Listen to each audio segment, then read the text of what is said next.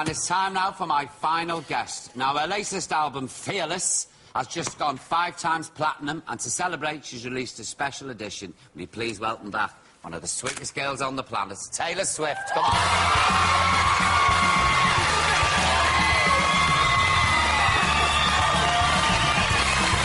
Taylor. Oh, my sweetheart.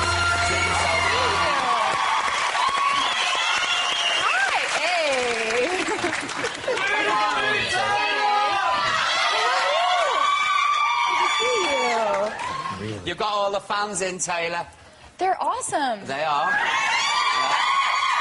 I love the English fans over here. It's so awesome. They come up with really creative gifts. Oh, do they? What have you had? What sorts of gifts? Well, you guys really pay attention well. I've noticed that because I have this little inside joke. I guess it's not really an inside joke anymore, but I call London Fundin. Because it's fun here. Why'd you have fun? Yeah, and so I brought something along, an example of a very creative fan gift that I got earlier today. Well, have you got it with I'm very you? proud of it. Hold on one second. They're really awesome. But I was outside my hotel, and these girls were like, "We made you presents," and I was like, "Cool." And then they held up these gloves, and it's like, "Fundin'." So creative. They've got a lot of time on their hands. You know what I get? Turkish Delight by the bucket loads.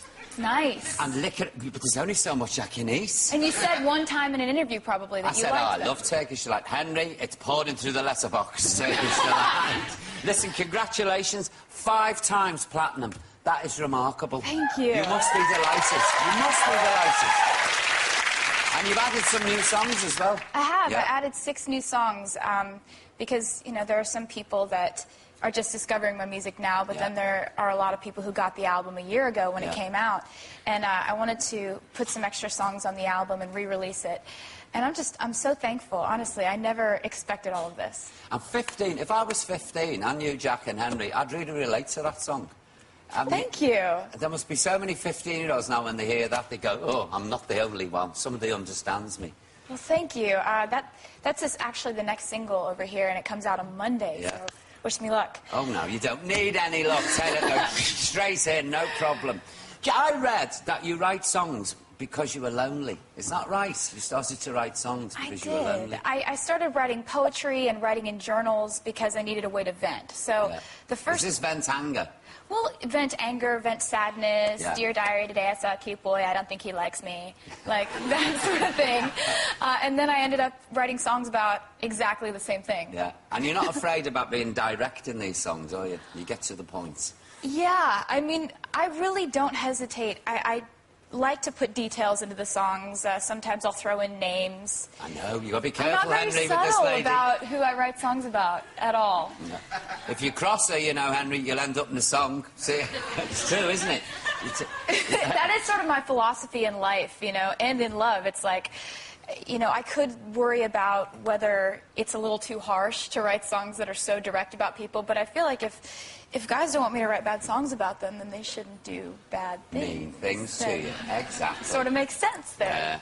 Revenge is a dish best served cold. Or warm. I'm not bothered as long as I get it back. Do you know, Taylor, there's a lot of songs here, I've been listening to the album, about heartbreak. Have you had your heart broken lots of times? Please tell me you haven't, because I can't bear it. I think that there's a difference between getting your heart broken and getting let down. Yeah. Getting let down is when, you know, you think somebody's one way and then they turn out to be a completely different person, or they lie to you. Yeah. That's worth, like, 2 to 3 songs of being let down. But getting your heart broken, that's worth, like, 4 to 5 albums. So I try to look at it on the bright side of things, is that, yeah, if you've had your heart broken, it's like, oh, that's sad, but it's very productive. Yeah. Jack, you'd love it. Do you believe one day that someday, you know, in the words of the song, someday your prince will come? Yes, I do, you? actually. I think that it's it's important to be hopeful. Yeah. I try to balance out being realistic and being hopeful. But I love fairy tales, and I love getting to dress up like a princess in music videos and have happy endings. Well, you've got to look at Princess Aurora, don't you think, Henry? Really, but the Very skin and the wise hair. for such a young woman. I was just going to say that. You've got a wise head on your shoulders there. Where does this come from? Thank you, first of all. That's really nice. I think that You're nobody's fool, are you? No, you're not, though.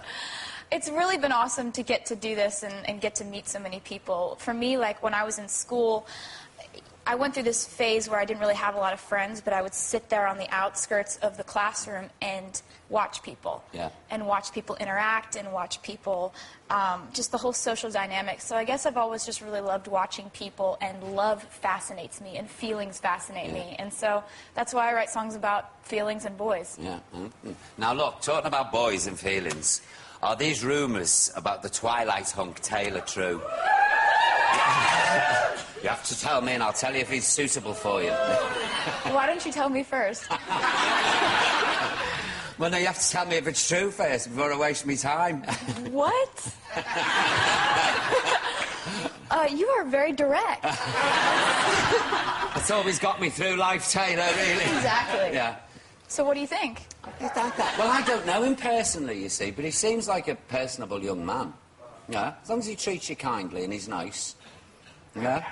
I will tell him you said hi. Good girl.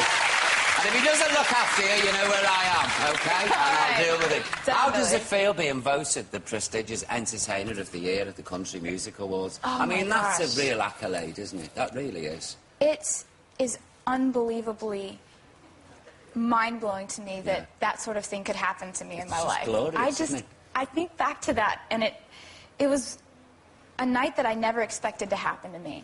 And that's something that, I would watch that award show on TV every year, and always wait till the end to see who would win Entertainer of the Year. And I thought that was unattainable. Yeah. And to have won that award, I'm beside myself. I'm still floating on a cloud. Good for you. Did you celebrate with cereal? I did! I knew it!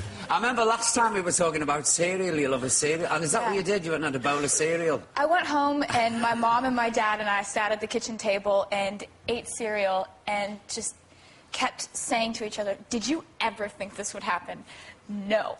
I never thought this would happen. And we just sat there all night just talking about all of the play rehearsals that they drove me to when I was 9, and my second-grade music teachers, and all the people who put so much work into putting my stage together every night.